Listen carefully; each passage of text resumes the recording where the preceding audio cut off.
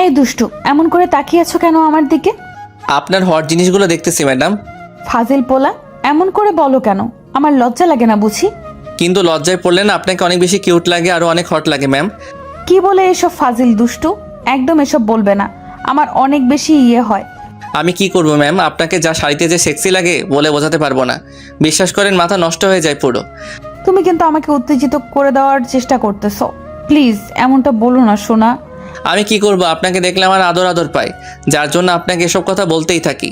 আপনাকে দেখলে আমার ভেতরে আগুন জ্বলে। তার উপর আপনি আজকে আমাকে যা খাইয়েছেন না, আমার মধ্যে এক প্রকার নেশা কাজ করছে। আপনি কেন এরকম করলেন বলেন? এখন যে আপনাকে আমার অনেক বেশি আদর দিতে ইচ্ছা করতেছে। আমি সেই কবে থেকে তোমাকে ভালোবাসি, তুমি একটু বোঝার চেষ্টা করো না। আমি তোমাকে যত বেশি কাছে পেতে চাই, তুমি আমাকে তত বেশি এড়িয়ে যাও। এমন কেন করো বলো আমার সাথে? আমি কি করব? আমাকে এমন করে দোষ দিবেন না। আমি তো আপনার কাছে আসতে চাই, কিন্তু আপনি তো আমাকে বারবার বলতেন যে আপনি কলেজের ম্যাডাম আর আমি স্টুডেন্ট, সেই জন্য আপনি আমাকে দূরে সরিয়ে দিতেন। আমি আপনার থেকে দূরে সরে যাওয়ার চেষ্টা করেছিলাম। এখন তো চাই তুমি আমার কাছে আসো, আমাকে ভালোবেসে বুকে জড়িয়ে নাও, কারণ আমি আমার পিচ্চিটাকে অনেক বেশি ভালোবেসে ফেলেছি। তুমি কেন বুঝতে পারো না? তোমার আদরটা এখন আমার চাই, তোমাকে অনেক বেশি কাছে পেতে চাই, তোমাকে ভালোবাসি সোনা। আমি তো আপনাকে আগেই বলেছিলাম যে আমরা খুব শীঘ্রই বিয়ে করে নিব, অনেক দূরে চলে যাব এখান থেকে, যেন লোকে কিছু না বলতে পারে। কিন্তু আপনি আমাকে বিশ্বাস করেননি আর ভালোবেসে একটাবার বুকে আগলেও নেননি। বলেছিলাম না আপনি চাইলে সবটা সম্ভব, আর আপনি কি বললেন এই সম্পর্ক হওয়া সম্ভব না, তুমি আমাকে ভুলে যাও। আমি তো সেটাই করার চেষ্টা করেছিলাম, তাহলে এখন আবার আপনি আমাকে ভালোবাসতে চাইছেন কেন? প্রথমে তো আমি তোমার ভালোবাসাটা বুঝতে পারিনি দুষ্টু, এখন তো বুঝতে পারি তুমি আমাকে কতটা ভালোবাসতে, যার জন্য এখন আর দুষ্টুমি খুনসুটিগুলো করো না, বারবার আমার কাছে আসো না, হুটহাট করে আমাকে কাছে টেনে নিয়ে আদর দাও না। ও, তার মানে আপনার আদর চাই। আমার আদরের জন্য আপনি এমন করতেছেন, তাই তো? একটাবার আমাকে বললেই তো হতো, আমি আপনাকে আদর করে দিতাম। আদর চাই মানে? অনেক বেশি আদর চাই। তুমি যেদিন আমাকে প্রথম আদর দিয়েছিলে, আমার বুকের উপর কিস দিয়েছিলে, সেদিন আমি অনেক বেশি উত্তেজিত হয়ে গেছিলাম। তোমার স্পর্শটা আমি মনে করতে করতে পুরো পাগল হয়ে গিয়েছিলাম। তারপর থেকেই তোমাকে ভালোবাসি, সেটা বুঝতে পারছি। আর এখন অনেক বেশি ভালোবাসি, তোমাকে ছাড়তে পারবো না। তোমাকে ছাড়া একটু আদর করবে আমাকে জান? কিন্তু আমাদের তো বিয়ে হয়নি।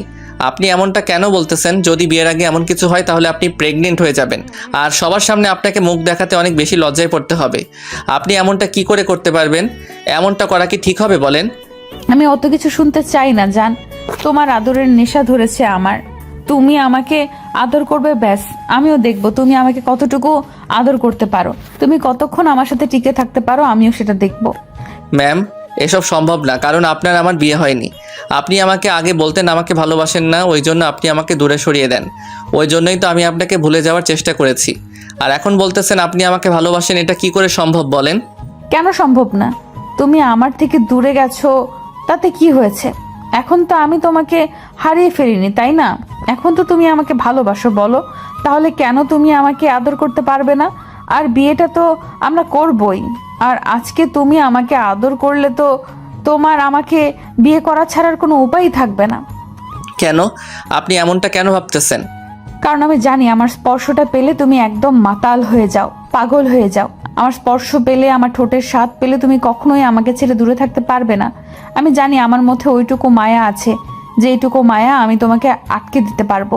প্লিজ সোনা, আমাকে আদর করো। আমি তোমার আদর না পেয়ে থাকতে পারবো না কলিজা। ম্যাডাম, এই সম্পর্কটা তো কেউ মেনে নিবে না। না মেনে নিবে আপনার পরিবার, না মেনে নিবে সমাজ, তার উপর আমার আব্বু আম্মু কি করে মেনে নিবে এমনটা? প্লিজ আপনি এরকম কিছু করতে বলবেন না।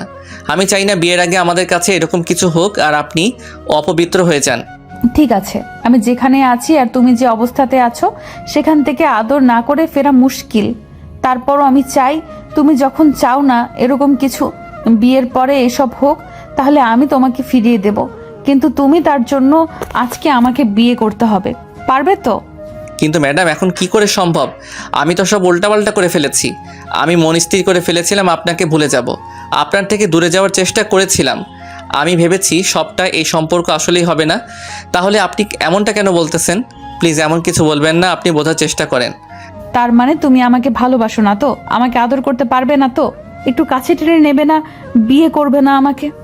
না মানে আসলে ম্যাডাম, আচ্ছা ঠিক আছে, আমি আপনাকে বিয়ে করে নিব। তার জন্য আপনার বাসায় আপনাকে রাজি করাতে হবে। যদি পারেন তাহলে আমি আপনাকে বিয়ে করে নিব। আচ্ছা ঠিক আছে, আমি বাসায় রাজি করাবো, কিন্তু এখন তো তুমি নিশ্চিন্ত থাকতে পারো যে আমার বাসায় রাজি হবে। আর তুমি ভেবে নিয়েছো যেহেতু যে তুমি আমাকে বিয়ে করবে, তাহলে এখন তুমি আমাকে আদর করতে পারো, কারণ আমরা খুব শীঘ্রই বিয়ে করে নিব। দেখো জান।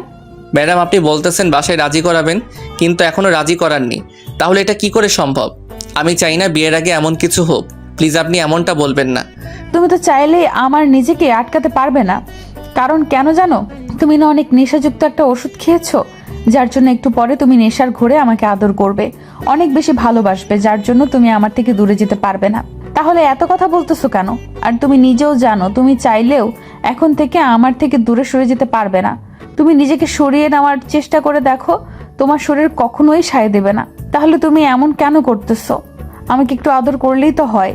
ম্যাডাম, আপনি এসব কি বলতেছেন? দেখেন আমি কি এমন কিছু চাই না, কিন্তু কেন এরকম হচ্ছে বলুন তো? আমার না আপনাকে দেখে সত্যি অনেক আদর করতে ইচ্ছে করতেছে। আপনি কি খাইয়েছেন আমাকে সত্যি করে বলেন তো? বললাম তো, আমি জানতাম তুমি সহজে আমাকে আদর করতে পারবে না, কারণ তুমি অনেক লজ্জা পাও। তারপরও তুমি আমাকে ভালোবাসো।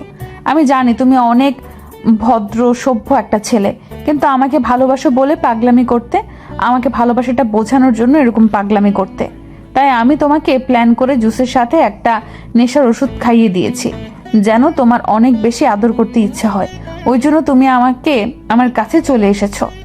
এর জন্য আপনাকে দেখে আজকে এত হট মনে হচ্ছে, এত সেক্সি লাগতেছে, তাই না? হ্যাঁ সোনা, এখন কথা না বাড়িয়ে আমাকে আদর করো। আমি তোমার আদর পেতে চাই। আমি তোমাকে কাছে পাওয়ার জন্য ব্যাকুল হয়ে আছি। কিন্তু আমি বিয়ের আগে এসব কিছু করতে পারবো না। জান, আমরা বিয়ে তো করবই, কিন্তু বিয়ের আগে একটু টেস্ট করে নেই কেমন লাগে। আর তুমি না আমাকে আদর করতে চাইতে, বিয়ের আগে বারবার আমাকে কাছে টেনে নিতে, তখনই বারবার বলতে যে আমাকে নাকি অনেক আদর করবে, আমাকে অনেক বেশি ভালোবাসতে পারবে। তাহলে আমি আজকে দেখতে চাই তুমি আমাকে কেমন আদর করতে পারো, কেমন ভালোবাসতে পারো। নিশির কথাতে ঈশান চুপচাপ রইল, কারণ ঈশান চেয়েও নিজেকে আটকাতে পারছে না। প্রচণ্ড পরিমাণে নেশা কাজ করছে ওর মাঝে। পুরো একটা নেশালো দৃষ্টিতে নিশির দিকে তাকিয়ে আছে। আজকে নিশি প্ল্যান করেই করেছে। নিশি ঈশানের কলেজের ম্যাডাম, তাই ঈশান ওকে যখন পছন্দ করতো, ভালোবাসতো, তখন নিশি ওকে দূরে সরিয়ে দেওয়ার চেষ্টা করলেই তখন ঈশান ওকে অনেক বেশি কষ্ট পেত। তারপর যখন ঈশানের একটা ফ্রেন্ড ওকে বলে ম্যাডামকে কাছে টেনে নিতে, আদর দিতে, তাহলে ওর ভালোবাসাটা ম্যাম বুঝবে, তখন ঈশান নিশি ম্যাডামকে কাছে টেনে নিত। তারপর নিশি ম্যাডাম কোনো সিক্রেট করতো না, কারণ উনি অনেক ভালো মনের একটা মেয়ে। তারপরেও যখন ম্যাম বারবার ওকে ইগনোর করতো, তখন ওনার থেকে দূরে সরে যাওয়ার জন্য ইগনোর করতে শুরু করে। কয়েকটা দিন যেতেই ম্যাডাম ঈশানের ওই 6টা মাসের দুষ্টু মিষ্টি খুনসুটি আদর ভালোবাসাগুলো মিস করছিল, কারণ ঈশান 6টা মাস যাবৎ ম্যাডামকে ডিস্টার্ব করেছে। আর হুটহাট করে তেমনটা করা বন্ধ করে দিল বলেই নিশি ম্যাডাম অনেক বেশি মিস করতেছিল। নিশি ম্যাম মন খারাপ করে থাকতো। ওনার একটা ফ্রেন্ড বলে ও ঈশানকে ভালোবেসে ফেলেছে। তখন নিশি ভেবেছিল সত্যিই ভালোবাসে কিনা। তারপর নিশি ঈশানের সাথে কথা বলতে না পেরে, যোগাযোগ করতে না পেরে কান্না করতো। এবার ঈশান ওনাকে ইগনোর করলে তখন ম্যাম ওনার ফ্রেন্ডের সাথে কথা বলে। নিশি ছেলেদেরকে সবসময় মায়ায় আটকাতে হয়, নিজের মোহে আটকাতে হয়। তুই সেটা কেন পারিস না? তুই তো দেখতে শুনতে অনেক ভালো। তুই চাইলে পেচ্ছেটাকে তোর মায়ায় আটকে দিতে পারিস, ও তোর থেকে সরতেই পারবে না, দেখিস। সেটা কি করে? আমি তো ওর সাথে কথাই বলতে পারছি না, ও আমার সাথে একটু দেখাও করতেছে না, কিন্তু সেটা কি করে হতে পারে বলো তো? কি করে হতে পারে তুই সেটা বুঝতে পারছিস না? নিজের মায়ায় বলতে আমি কি বোঝাতে চাইছি? তুই ওকে আদর করলে দেখবি তোর থেকে দূরে সরে যেতে চাইবে না। কি বলতেছিস তুই এগুলো? বিয়ের আগে এগুলো কি করে সম্ভব? তুই সব উল্টাপাল্টা কথা একদম বলবি না। এসব কি করে? দেখ, এত কিছু ভাবার সময় নেই। তুই যদি ওকে ভালোবেসে থাকিস তাহলে তুই এটা করবি। ও তো বলতো তোকে কিস করলে, তোর কাছে আসলে তোর কাছে দূরে সরে যেতে পারে না। এখন তো পুরো উল্টো হয়ে গেছে। তাই এখন তোকে ভালোবাসাটা বোঝাতে হলে ওর সাথে এসব করতেই হবে। তুই যদি ওকে পেতে না চাস তাহলে আর কি, সেটা তোর বিষয়, কিন্তু পরে এই কথাগুলো তোর মনে পড়বে। নিশি অনেকক্ষণ যাবৎ ভেবে তারপর বুঝতে পারলো ঈশান ওকে যেমন করে ইগনোর করে, এছাড়া আর কোনো উপায় নেই। তাই ও বলে, কিন্তু কি করে করব? ঈশান আমার সাথে দেখা করতে চাইছে না, কথা বলতে চাইছে না। আর আমার মনে হয় না ও যতটা ভালো একটা ছেলে আমার সাথে এরকম কিছু করবে। ও তো আমাকে ভালোবাসাটা বোঝানোর জন্য আমার কাছে আসতো, আমাকে আদর করতো, কিন্তু স্বেচ্ছায় আমার সাথে এরকম কিছু করতে চাইলে করতে পারবে না। আমি সেটা খুব ভালো করেই জানি। তার জন্য তো অন্য কোনো প্ল্যান আছে, তাই না? তুই ওর সাথে দেখা করবি, তারপর একান্তে দেখা করে ওকে নেশার ওষুধ খাইয়ে দিবি। ওষুধটা তোকে আমি এনে দেবো, কিন্তু তুই সেটা খাইয়ে দিলে দেখবি ঈশানের মধ্যে একটা নেশা কাজ করবে। তখন ও তোকে কাছে পেতে চাইবে, তোকে আদর না করে থাকতে পারবে না। আর যখন তোদের মাঝে সবটা হয়ে যাবে, তখন যদি ঈশান তোকে অস্বীকার করে, তাহলে তুই ওর বাসায় গিয়ে বলবি, না হলে প্রুফ হিসেবে তোদের ঘনিষ্ঠ মুহূর্তের ভিডিও সবটা ওর আব্বু আম্মুকে দেখিয়ে দিবি, তাহলে দেখবি ওরা সবটা মেনে নেবে। নিশি 15টা দিন এই কথাগুলো ভেবেছিল। তারপরও যখন ঈশান ওকে বারবার ইগনোর করছিল, তখন নিশি আর কোনো উপায় না পেয়ে ঈশানকে অনেক রিকোয়েস্ট করে, একটা জায়গায় ডাকে। তারপর ওকে জুস খাওয়ার নামে একটা নেশার ঘুমের ওষুধ খাইয়ে দেয়। তারপর ঈশান মাথা ঘুরে পড়ে যেতে গেলেই তারপর নিশি ওকে ধরে একটা রুমে নিয়ে যায়। তারপর ঈশানকে শুয়ে দিতে গিয়েই নিশি ওর উপরে পড়ে যায়। ঈশান ওর দিকে ড্যাপ ড্যাপ করে তাকিয়ে রইল। ঈশান খেয়াল করেছিল নিশি আজকে একটা কালো কালার শাড়ি পরেছে, যার জন্য ওকে আজকে অনেক বেশি সেক্সি আর হট লাগতেছে। ঈশান ওর দিক থেকে চোখ ফেরাতেই পারছিল না। আর তারপর ওদের মাঝে কি কথা হলো সেটা তো আপনারা জানেনই। তো ঈশান কোনো কথা বলছে না দেখে এবার নিশি ওর ঠোঁট ছোড়া ঈশানের দিকে এগিয়ে দিল। তখন ঈশান আর নিজেকে আটকে রাখতে পারলো না, চোখ বন্ধ করে নিতেই আর কিস করতে লাগলো। ঈশান নিশির ঠোঁটের স্পর্শ পেতেই কেমন যেন বেপরোয়া হয়ে উঠল।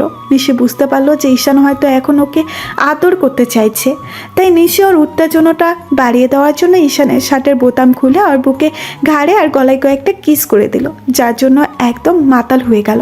আর নিশিকে নিচের উপর থেকে নিচে ফেলে দিয়ে বেপরোয়াভাবে কিস করতে লাগলো। ঈশান নিশির সারা শরীরে কিস দিতে লাগলো। ও শানের গরম নিঃশ্বাস নিশির ঘাড়ে গলায় পড়তেই নিশিও একদম পাগল হয়ে গেল, যার জন্য ওকে খুব শক্ত করে আঁকড়ে ধরেছিল। ঈশান নিশির শরীর থেকে সব কাপড়গুলো সরিয়ে দিতেই কিস করতে লাগলো। আর নিশি ওর চুলগুলো খুব শক্ত করে আঁকড়ে ধরেছিল আর বলছিল, এই পিচ্চি কি করতেছো? এমন করে তুমি এত বেশি দুষ্টু, আমি সেটা জানতাম না। তুমি আমাকে এমন করে আমাকে কষ্ট দিতেছো কেন? প্লিজ এমনটা করো না সোনা। আমি কি আপনাকে অনেক বেশি কষ্ট দিতেছি? তাহলে বলেন আমি আর আপনাকে কষ্ট দিব না, তারপর এমনটা বলবেন না প্লিজ।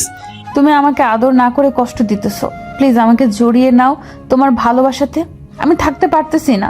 প্লিজ সোনা, আমাকে আর একটু আদর করো। তুমি এমন করে কষ্ট দিতে পারো না আমাকে, আমি যে নিতে পারতেছি না। প্লিজ একটু আদর করো। ঈশান আর দেরি না করে দুজনের শরীর থেকে সব কিছু মুক্ত করে দিয়ে নিশিকে ভালোবাসায় জড়িয়ে নিল। ঈশানের পরম ভালোবাসার স্পর্শগুলো পেতে নিশি পুরো কেঁপে উঠলো আর কান্না করে দিল।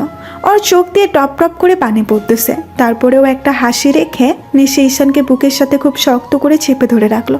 তারপর ঈশান আদর করা হয়ে গেলে ও সেন্সলেস হয়ে পড়ে যায়। তখন নিশি ওকে বুকের সাথে জড়িয়ে ধরে কিছু একটা ভেবে মুসকি মুসকি হাসতে লাগলো। তো বিকেলে ঈশানের ঘুম ভাঙতে ও বুঝতে পারে কারো বুকে শুয়ে আছে। তখন তাড়াহুড়া করে ও চোখ মেলে তাকাতেই বুঝতে পারে নিশি ওর দিকে তাকিয়ে মুসকি মুসকি হাসছে। ঈশান ম্যামকে ছেড়ে দিয়ে উঠে বসার চেষ্টা করে বলে, এ কি ম্যাডাম, আপনি এখানে আর আমি এখানে কেন? আমাদের এই অবস্থা কেন? ঢং দেখিও না তো। একটু আগে আমাকে আদর করে পুরো ব্যথায় শেষ করে দিয়েছো, এখন আবার বলতেছো এমন কেন? তুমি তোমার শরীরের অবস্থা দেখো আর আমার শরীরের অবস্থা দেখো, সবটা তুমি করেছো। এখন আমাকে খেয়ে বিয়ে করবে। ঈশান আর কিছু না বলেই সবটা মেনে করার চেষ্টা করলে আস্তে আস্তে সবটা মনে পড়তে লাগলো। নিশিকে কান্না করতে দেখে ঈশান ওনার চোখের পানি মুছে দিয়ে বলতে লাগলো, সত্যি কি এমন আমি এমনটা করেছি? তাহলে কি আমি মিথ্যা বলতেছি? তুমি সবটা করেছো, না হলে কে করেছে? দেখো কি অবস্থা করেছো। এখন আমাকে কেউ বিয়ে করবে না। আমি যদি প্রেগনেন্ট হয়ে যাই না, আর তুমি যদি আমাকে বিয়ে না করো, তাহলে আমি সুইসাইড করে নিব। ঈশান ওর ম্যামকে বুকের সাথে খুব শক্ত করে চেপে ধরে বলতে লাগলো, না না, আমি আপনাকে ভালোবাসি, আমি আপনাকে বিয়ে করে নেব। বল যেহেতু করেছি শুধরে নেব, প্লিজ আপনি কান্না করবেন না। সত্যি তো? হ্যাঁ সত্যি সত্যি। আচ্ছা তাহলে ঠিক আছে, আমিও তোমাকে ভালোবাসি পিচ্ছি।